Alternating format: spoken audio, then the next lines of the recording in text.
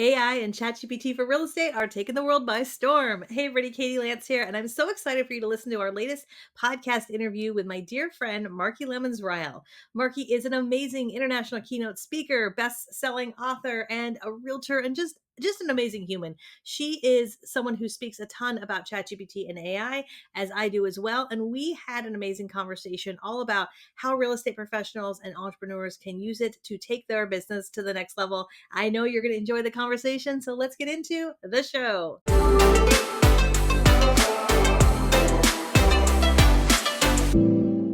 Hey, everybody, welcome back to the Katie Lance podcast. I am so excited. We have a special guest in the house with us today, Marki Lemons-Ryhal. Holy cow. I'm so excited to have Marki back on the podcast. Marki, if you do not know Marki is an internationally known keynote speaker. She's a best-selling author. She's basically a rock star. She's amazing. And we're going to have a great conversation today about AI, ChatGPT, and all of those things, because there is a lot happening in that world. So, Marki, welcome back to the podcast.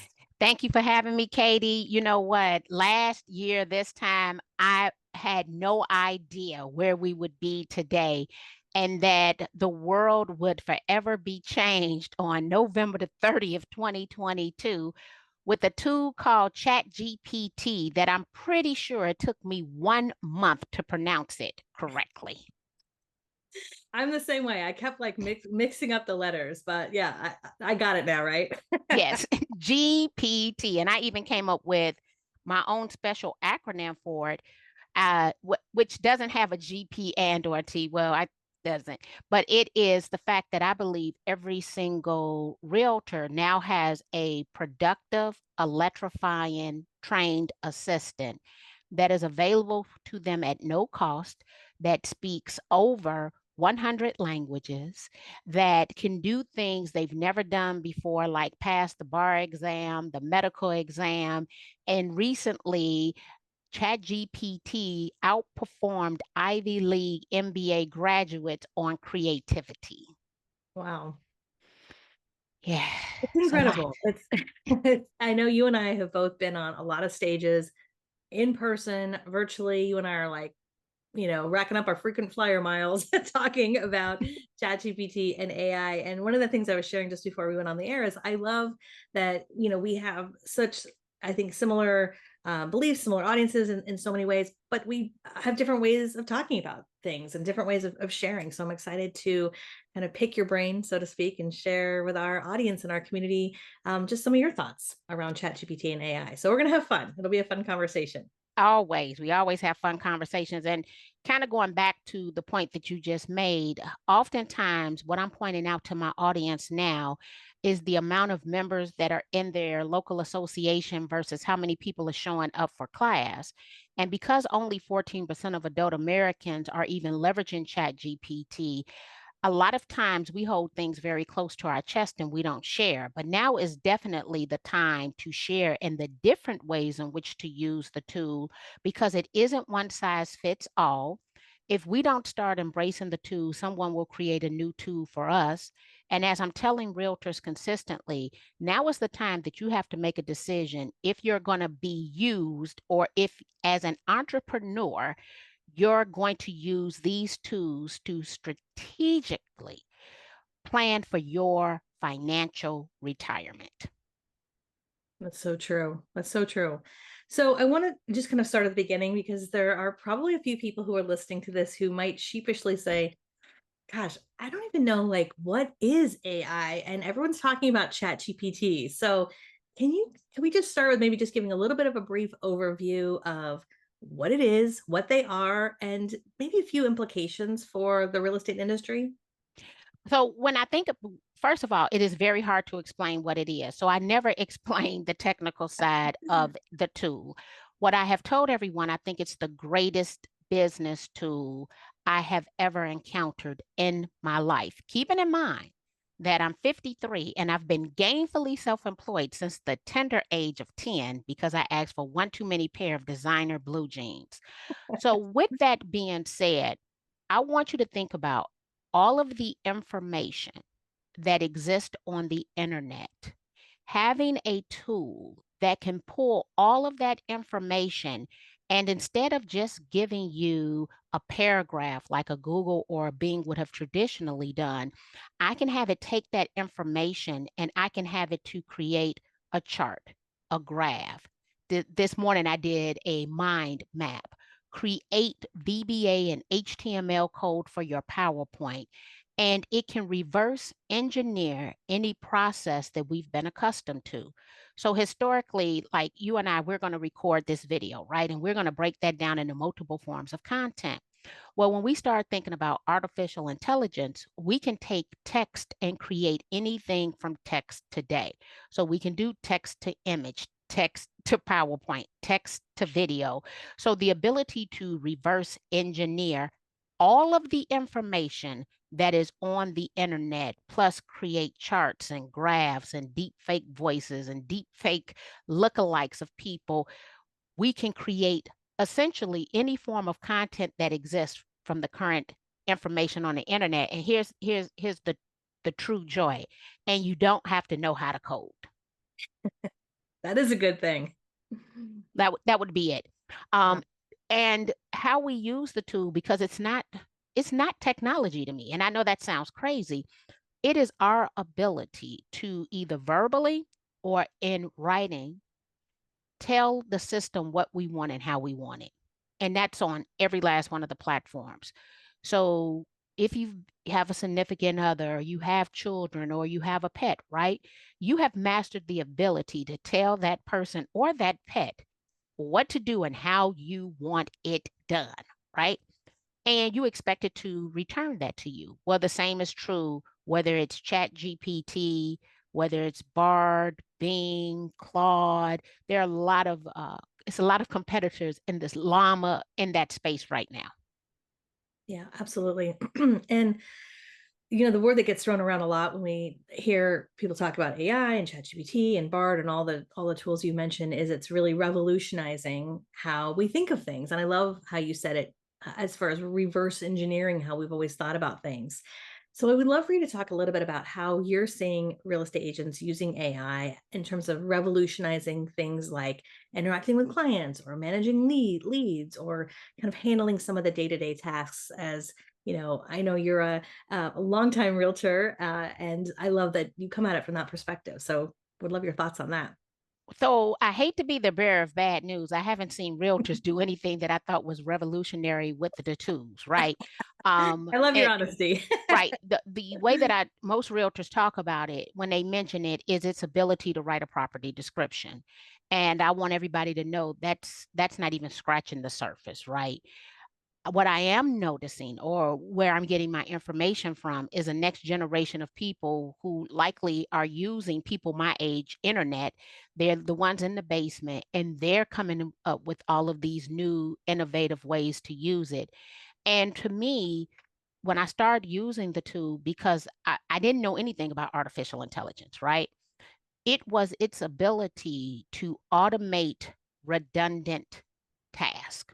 Okay. And that's been it the whole time, automating redundant tasks. Now, if you're going to have it to automate your redundant tasks, then you do need to have some tech skills because you have to set up these automations. But Sure. what it's forcing us to do is to sit down and think about those tasks and how do we automate them? Because a lot of people are saying, well, I think it's going to dummy you down. No, I'm substantially smarter today than I was a year ago. One, because I had to have a change in my mindset and how I was thinking about these tools. But I have to sit down now and work through those systems and then tell it how I want it done. Mm. And then you have to A/B test it, right? And so I have figured out other ways to get something done that I did not know how to do 1 year ago. So when I say I haven't seen the realtors do anything, most realtors forget the fact that they're an entrepreneur. As an independent contractor, you are an entrepreneur. And so let's start with lead generation. So because I've been using AI without my knowledge for at least a decade. We all have. Let me just, Right. without our knowledge, we didn't know. Okay. I've been using Grammarly ever since September the 13th, 2015. I did not know that Grammarly was artificial intelligence. Grammarly every single week since that time has told me about the tone of my writing for that week that they corrected on my behalf. And it also has given me a word count. So recently, what I realized is that there's a direct correlation for realtors between the amount of content or words they produce, the amount of leads they generate, and the amount of income they've earned. So when I'm looking at this as a tool, in 6 months, we were able to increase our productivity in regards to output by 210%. And Wow. as a result, we saw a 283% increase in our year over year income, but it was within 6 months of implementing ChatGPT. So Wow. for realtors, Hmm. I'm thinking you write a script. Your script is your blog post. Your script is put into your deep fake voice on platforms like 11 Labs or Descript.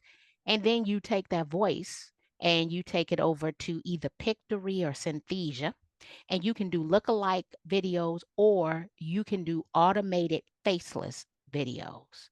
Hmm. It all started with ChatGPT. And every step of this process can be outsourced and automated, and it will sound and look just like the real estate professional. And so the property description is great, but I'm thinking about how do we now capture more market share and generate more leads? Yeah, I mean, there's so many more options than just, or so many more opportunities than just write me a listing description, right? I'm sure just the few ideas that you said, I would imagine there's people listening going, wait, what? Wait, it can do what? Right? Because it really is mind blowing. I find that's really interesting about Grammarly too. And would you, I guess just to go back to that for a quick second, would you recommend for agents who are doing a lot of writing? I mean, Grammarly's been around forever. Would it be helpful for them to start by adding Grammarly like to their browser as a kind of a place to start? Or just curious your thoughts on that.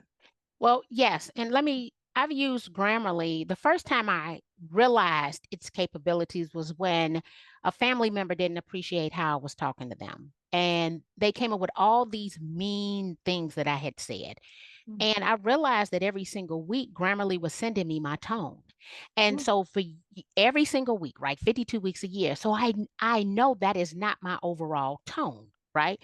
So I Mhm. take a screenshot of what Grammarly sent me. And at the time, they had corrected over 3.5 million words. And I sent it to my relative and I said, well, according to Grammarly, this is my tone. And based on the 3.5 million words in which they've corrected on my behalf, it is fair to say that you bring the worst out in me that we should not communicate. And it was it was because of the person. It wasn't because that was my tone. So I used it the first time, right? Love Because of that. it. But do I think they should use it? Yes, because AI isn't going to go anywhere. And when we want these systems, when we're automating those redundant tasks, we want it to sound like us. And Grammarly is telling me my tone.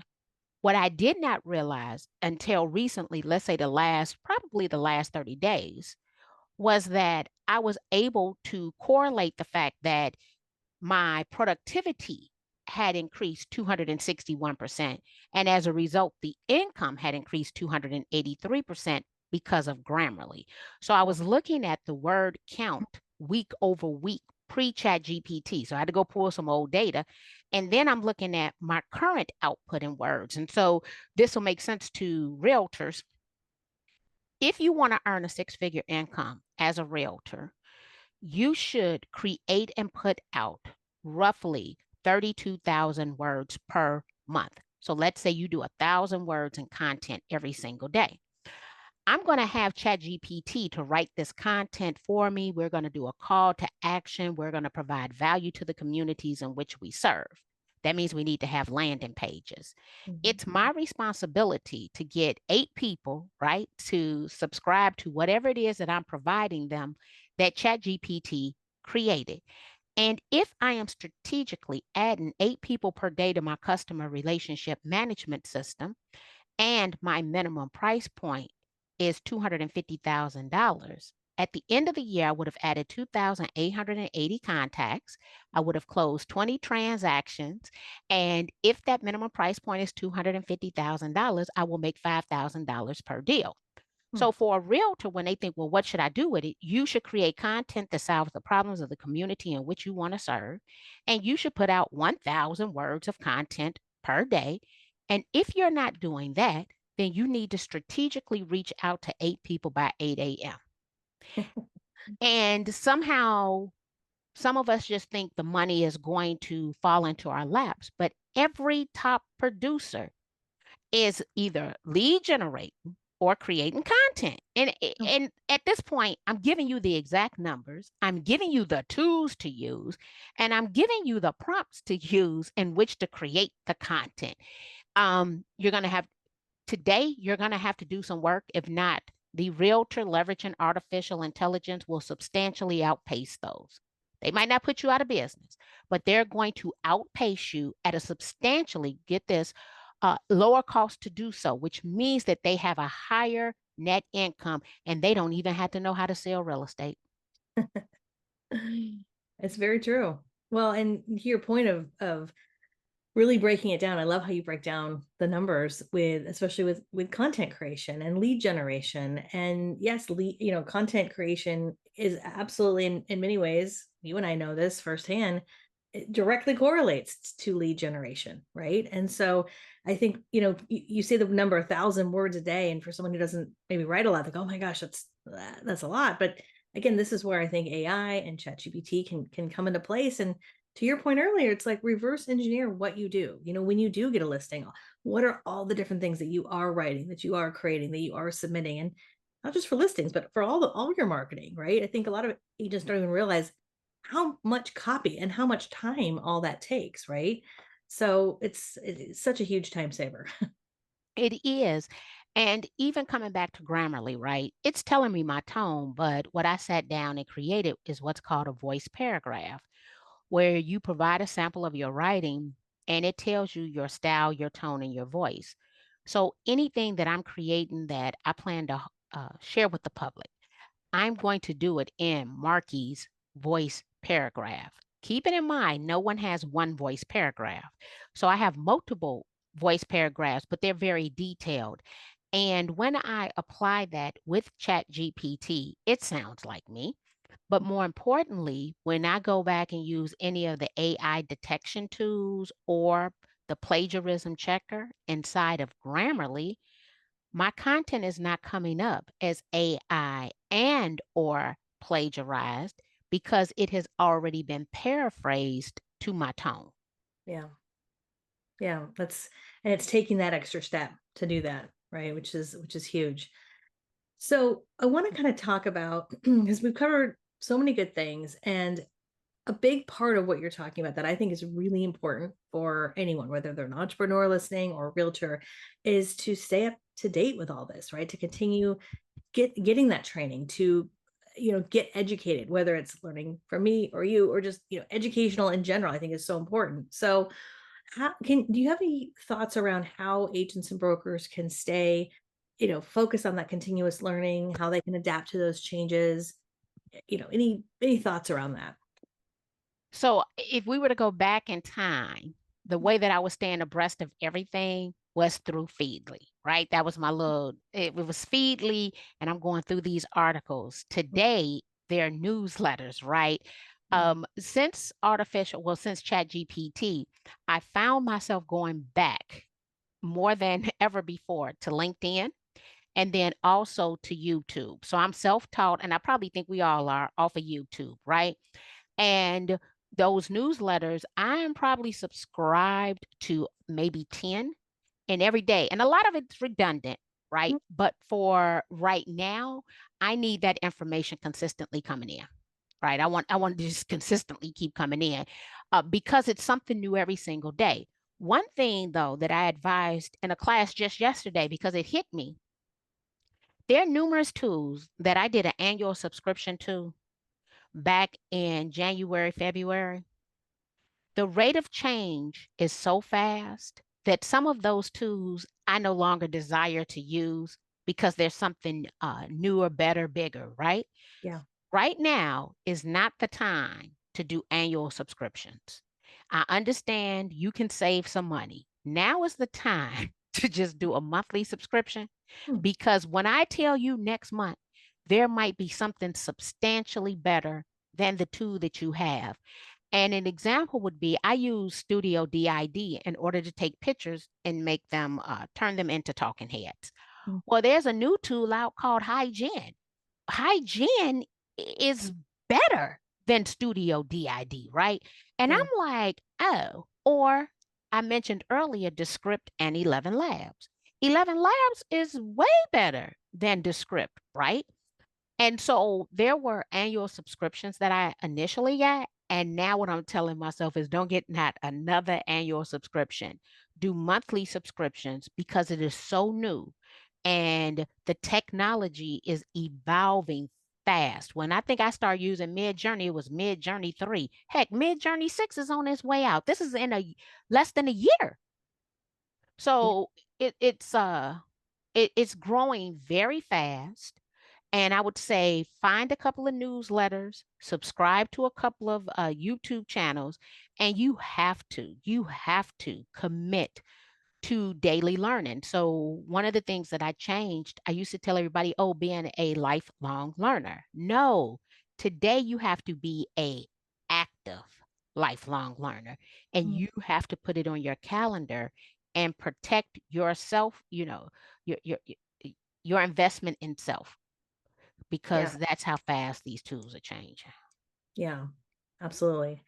And shameless plug, if you haven't already, those of you who are watching on YouTube or listening on the podcast, uh Marki's a great one to subscribe to follow, because and then I mean I love that you are following all this stuff, and what a great opportunity to be able to follow someone like yourself who's staying up to date on all this and seeing what's happening. And I follow you on Instagram, and we're going to drop all those links below so you Well, guys thank watch you. it. Make sure you I was just watching your story this morning, and Marky shares a tool. I'm like, what the heck is that? I'm like, I got to put it on my list. I got to check that out later. So, you never stop learning. And I love that active learning. So, Yeah. okay. So I want to touch on, I guess it's a little bit of a hot button issue, but it's obviously important in the world of real estate. And that is ethics, fairness, just everything that we are worried about when it comes to obviously fair housing, code of ethics, things like that. So, what are your thoughts on this? What should real estate agents and entrepreneurs be aware of when they're using AI tools to ensure fairness and avoid any potential pitfalls? Oh, I'm glad you asked that question. So, the first thing when I'm thinking about the Realtors Code of Ethics, I am going back to, I think it was 2014, they added by technological means. So, the rules are the rules, even when we use technology. And that also applies to license law, the Realtors Code of Ethics, and fair housing rules, whether those are federal, state, county, and or city fair housing rules and regulations. So, what I've done and have done for quite some time now is I adhere to the most stringent rule to ensure that I'm in compliance with all of the rules. So, whatever the strictest of the rules are, that's the rule that I'm going to adhere to, which means that I'm going to be safe. When we start thinking about AI art and a lot of these different tools, AI art defaults Caucasian male, period. And let me, a Caucasian woman told me, she was like, every time you run it, it gives you a white man. Well, it does give me a white man, right? So what I'm doing is I am very intentional in regards to creating Black art. The other day I did an Indian female and found a voice which had a Hindu accent. A realtor yesterday told me that the woman looked and sounded just like her mother, but I created her using Midjourney and Studio DID.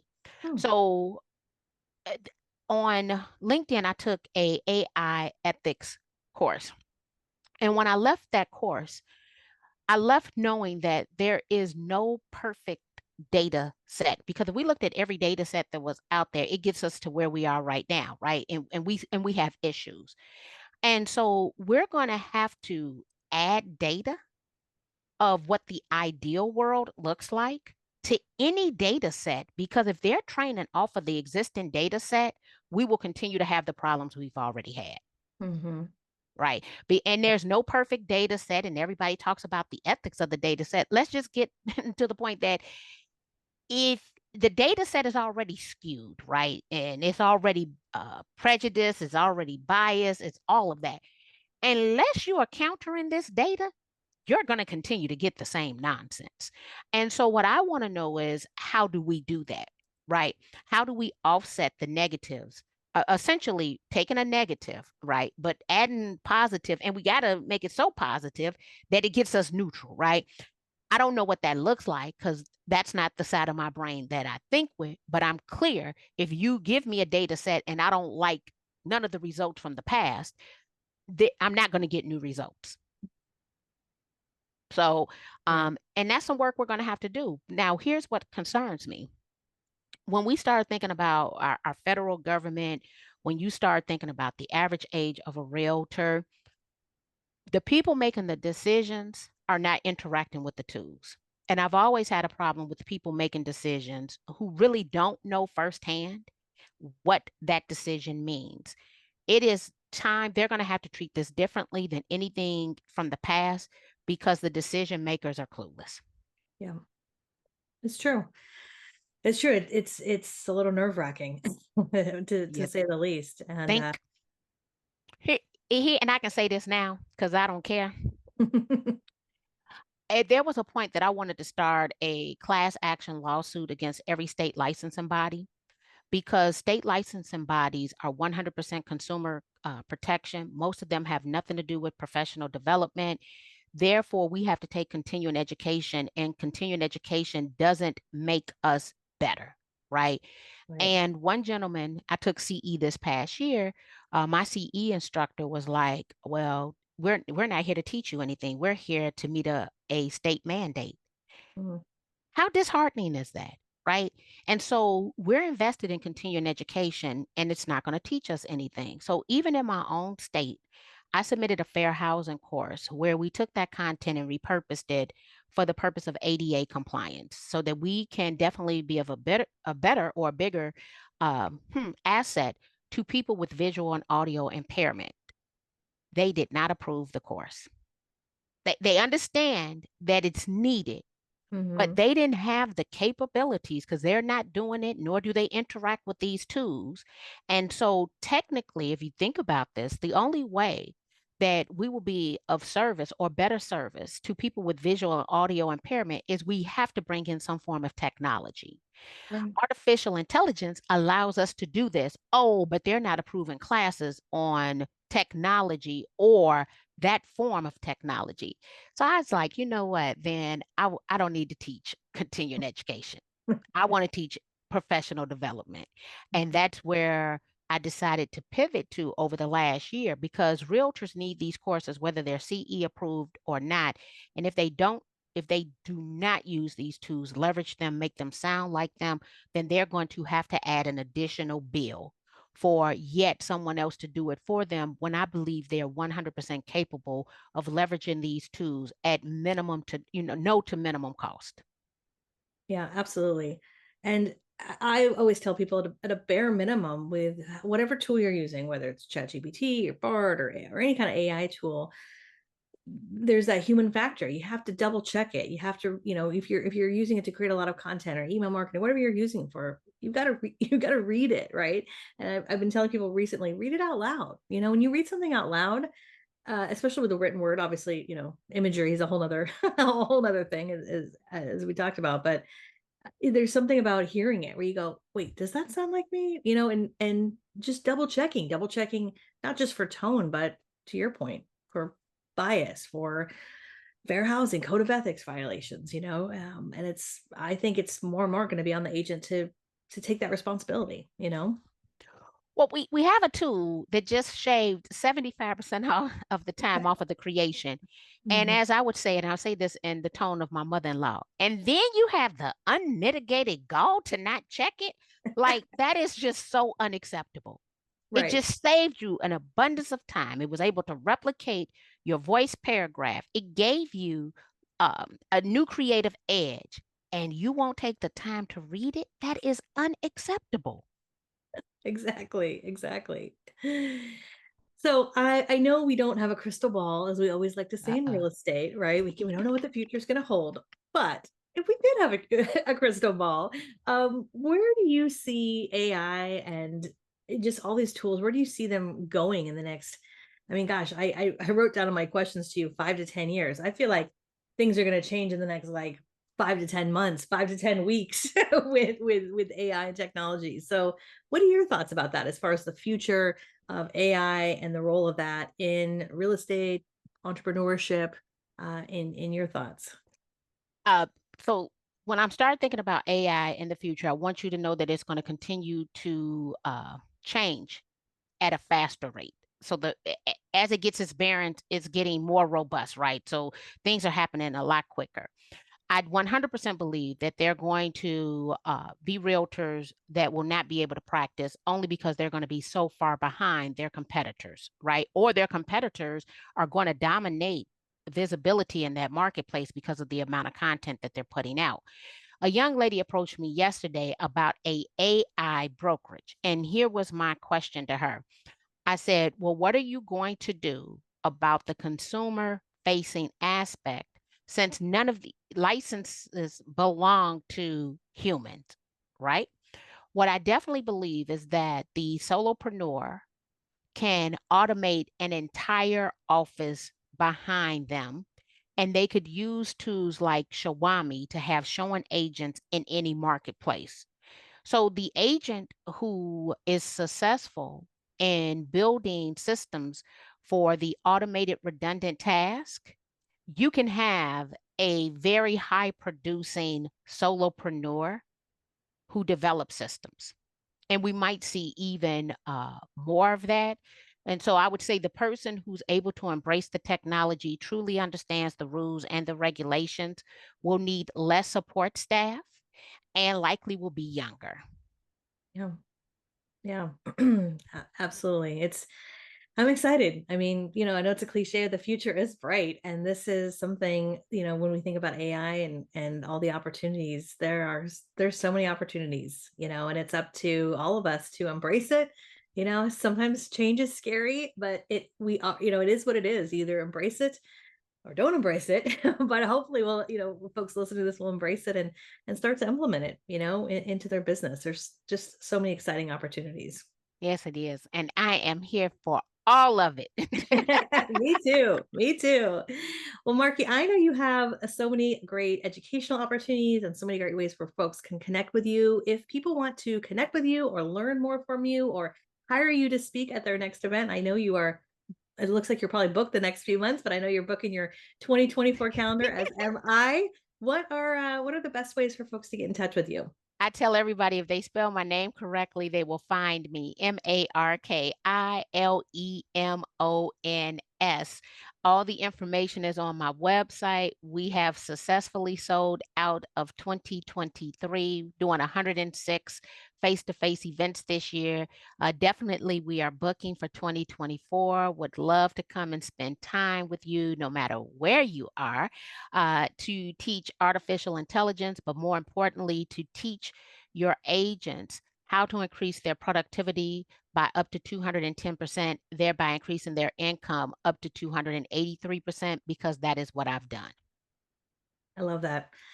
Yes, definitely reach out to Marky. We're going to put her links, her contact information below. I have heard Marky speak many, many times, and it is always a pleasure. I always love just listening to you. I always walk away with, like I said, a page full of notes of like, okay, Marky said this. I gotta do that. So I love that. We never stop learning. So thank you so much for your time today, Marky. This has been just so much fun. We could probably talk another 2 hours about all this stuff. Well, one, thank you, and thank you for being the pioneer who actually sparked me to become a real estate keynote speaker in the technology space. So, had I not seen you on stage, I would not have known it was possible.